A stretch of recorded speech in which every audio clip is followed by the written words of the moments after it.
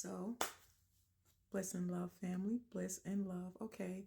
So, as you can see, what I'll be discussing is pretty meaty. So, I need to get right into it. But anyway, welcome.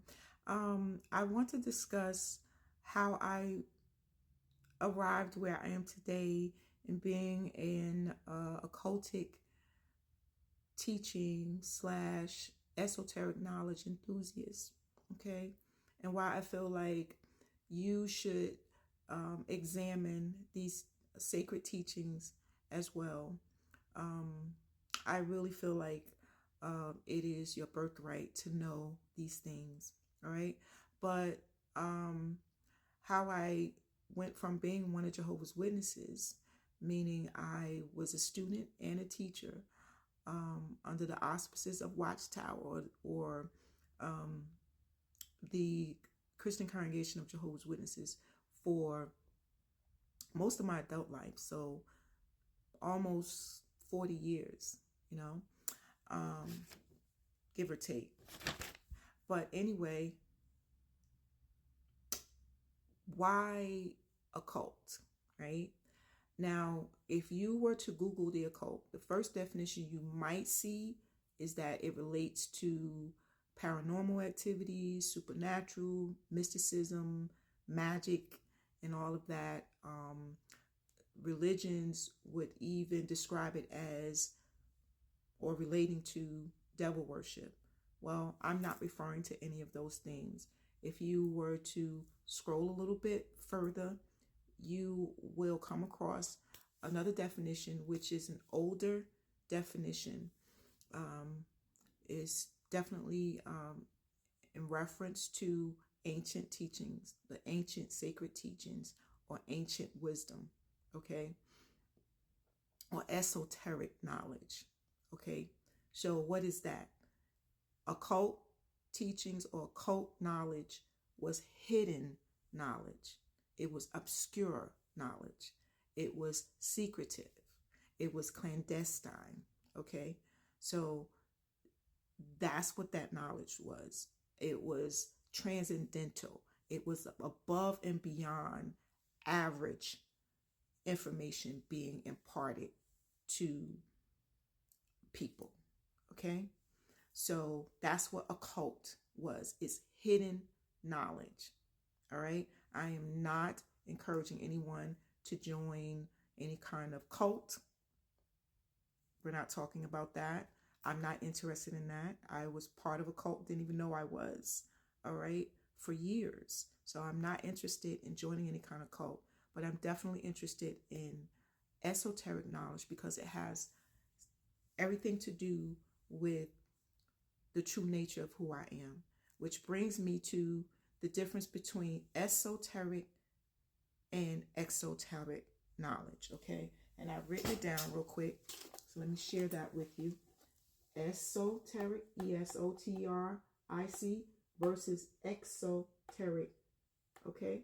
So both of those words have to do with information or knowledge, okay? One was for a small selected few, and the other was for the masses. It was for the common people. It was for the general public. All right. And I just want to read something. Again, I'm not encouraging anyone to join any of these movements or societies or cults or religions or anything like that, but I am encouraging you to do your due diligence in learning how this esoteric knowledge, it being held from the masses, which meant it was held from your ancestors, which meant that it was held from you. And it's your birthright to know these things. Okay. So let me read this. I think you'll find this very interesting. It's taken from the sacred magic of the Kabbalah. And yes, I'm going hard in studying ancient texts, ancient teachings. Okay. So notice what it says. The religious teachings of all nations may be divided into two general divisions.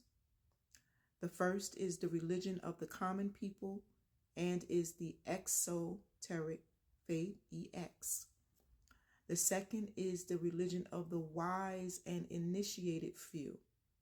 This is the esoteric faith, and seldom, if ever, appears in the world without the cloak of ritual and symbol to conceal it from the uninitiated. So, exoteric knowledge was set aside and suitable for the common people, okay, for the general public. It included the mundane information, the everyday issues or problems or things that you have to deal with. It dealt with very basic, standard, earthly things. Okay? All right? Worldly things even. Okay? Now, on the other hand, esoteric knowledge, transcendental, superlative, more spiritual, higher, deeper, sacred knowledge was only shared with a very small initiated group. Very small. Now, there was a movement that sprouted up in the beginning of the Common Era, and it was a religious group, okay, if you will. Now let me just say that esoteric students were taught spirituality. What the masses usually get is the institution of religion and all of its rules and dogma and doctrines. Okay? And that wasn't the focus of the dissemination of esoteric knowledge. First of all, let me just read this. I've written down some notes, and I'm going to have to do this. It's going to have to be a two-part presentation, if you will. But let me let me share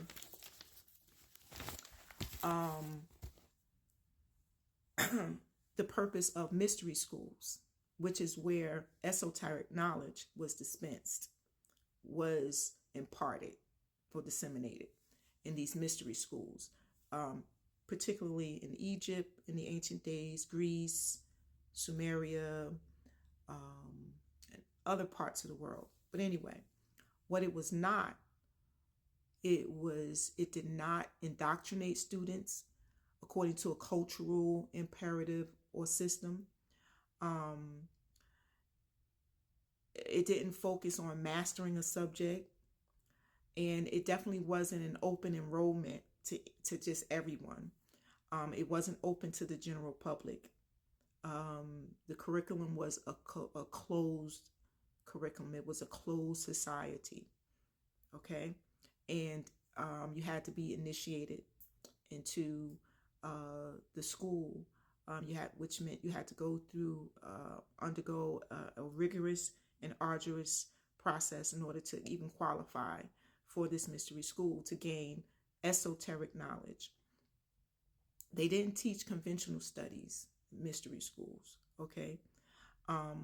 They focused more on a curriculum of workshops, retreats, and subjects based on the idea that the best of a human being must come from within, okay? And so esoteric knowledge pretty much had all to do with the true nature of who you are. It focused on the interconnectedness between the physical realm and the spiritual realm, as above, so below. Okay? It focused more on spirituality, or you being the spirit being, having a physical experience. And I'm going to get more into this in the next video.